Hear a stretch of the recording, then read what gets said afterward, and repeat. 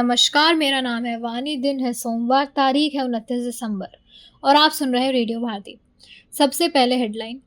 प्रधानमंत्री नरेंद्र मोदी ने राज्यों से विनिर्माण व्यापार सुगमता को बढ़ावा देने तथा भारत को वैश्विक सेवा केंद्र बनाने का आग्रह किया। झारखंड राष्ट्रपति द्रौपदी मुर्मू संथाली भाषा के ओल चिकी लिपि के शताब्दी समारोह के समापन कार्यक्रम में शामिल हुई। विकसित भारत रामजी अधिनियम के तहत राज्यों को औसत से 17,000 करोड़ रुपए अधिक आवंटन की संभावना। अमेरिका के राष्ट्रपति डोनाल्ड ट्रंप आज इजरायल के प्रधानमंत्री बेंजामिन नेतन्याहू से मुलाकात करेंगे। उत्तर कोरिया के शासक किम जोंग उन ने लंबी दूरी की क्रूज मिसाइलों के परीक्षण का अवलोकन किया। निवेशक के लिए नियम पालन और बाजार प्रक्रियाओं को आसान बनाने के लिए एसईबीआई ने सुधारों की घोषणा की। भारत ने 5 मैचों की टी20 महिला क्रिकेट श्रृंखला के चौथे मुकाबले में श्रीलंका को 30 रन से हराया। न्यूजीलैंड के पूर्व क्रिकेट खिलाड़ी डग ब्रेसवेल ने अंतर्राष्ट्रीय के हर प्रारूप से संन्यास की घोषणा की। अब खबरें विस्तार से। प्रधानमंत्री नरेंद्र मोदी ने राज्य से विनिर्माण और व्यापार सुगमता को बढ़ावा देने तथा भारत को वैश्विक सेवा केंद्र बनाने का आग्रह किया। नई दिल्ली में मुख्य सचिवों के 5वें राष्ट्रीय सम्मेलन को संबोधित करते हुए श्री मोदी ने कहा कि भारत की जल्दी राष्ट्रीय विनिर्माण मिशन का शुभारंभ करेंगे। उन्होंने प्रत्येक राज्य से शीर्ष प्राथमिकता देकर वैश्विक कंपनियों को आकर्षित करने के लिए बुनियादी ढांचा सर्जित कराने का आग्रह किया। विकसित भारत के लिए मानव संसाधन विषय पर 3 दिनीय सम्मेलन इस महीने के 26 तारीख को शुरू हुआ था। राष्ट्रपति द्रौपदी मुर्मू आज झारखंड के पूर्व सिंहभूम जिले में जमशेदपुर के करंडिया क्षेत्र में संथाली भाषा की ओल चिकी लिपि के शताब्दी समारोह के समापन कार्यक्रम में शामिल हुई। इस दौरान राष्ट्रपति ने ओल चिकी लिपि के जनक पंडित रघुनाथ मुर्मू को श्रद्धांजलि भी अर्पित की।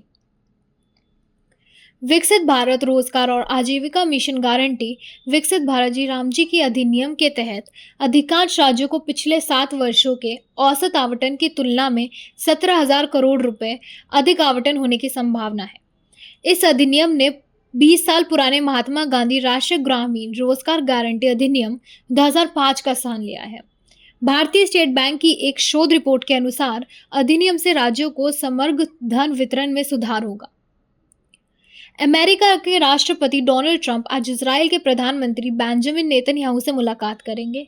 इस बातचीत में हिजबुल्लाह और ईरान के मुद्दों पर भी चर्चा होने की संभावना है।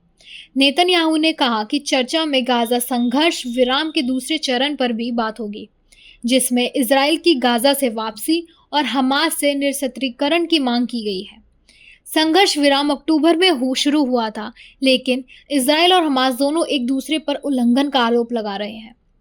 इजरायल ने चेतावनी दी है कि अगर हमास निरस्त्रीकरण नहीं करता है तो वह पूर्व सैन्य कार्रवाई फिर से शुरू कर सकता है। बैठक में हिजबुल्लाह के साथ लेबनान में चल रहे संघर्ष विराम पर भी चर्चा होने की उम्मीद है। उत्तर कोरिया के शासक किम जोंग उन ने लंबी दूरी की क्रूज मिसाइलों के परीक्षण का अवलोकन किया। किम जोंग उन ने सुरक्षा खतरों को देखते हुए उत्तर कोरिया के परमाणु प्रतिरोध की नियमित जांच की आवश्यकता पर बल दिया। यह मिसाइल परीक्षण हाल ही में किए गए नए हथियारों, प्रणालियों और निर्माणाधीन परमाणु संचालित पनडुब्बी के निरीक्षण के बाद हुआ है। उधर दक्षिण कोरिया ने भविष्य में होने वाले मिसाइल परीक्षण को लेकर चेतावनी दी है।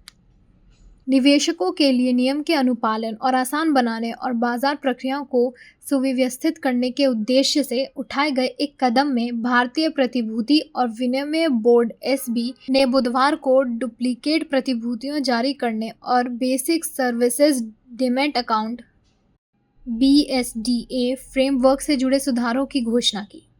भारत ने तिरुवनंतपुरम में 5 मैचों की टी20 महिला क्रिकेट श्रृंखला के चौथे मुकाबले में श्रीलंका को 30 रन से हरा दिया।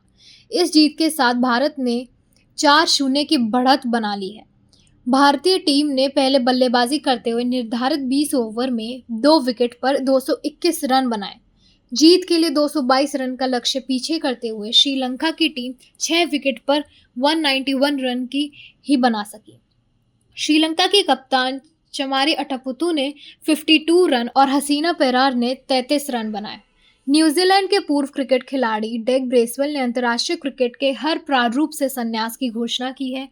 35 वर्षीय ऑलराउंडर डग ने न्यूजीलैंड के लिए 28 टेस्ट मैच, 21 वनडे और 20 टी20 मैच खेले हैं। इन मैचों में उन्होंने 120 विकेट लिए, 915 रन बनाए। 12 साल के अपने अंतर्राष्ट्रीय करियर के दौरान ब्रेसवेल ने वर्ष 2011 में हॉबर्ट में ऑस्ट्रेलिया के खिलाफ न्यूजीलैंड की टेस्ट जीत में महत्वपूर्ण भूमिका निभाई थी।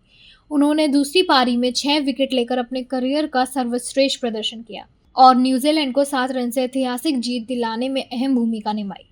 अब हम लेते हैं आपसे अलविदा, इसी वादे के साथ कि आप बने रहेंगे रेडियो भारती के साथ। धन्यवाद।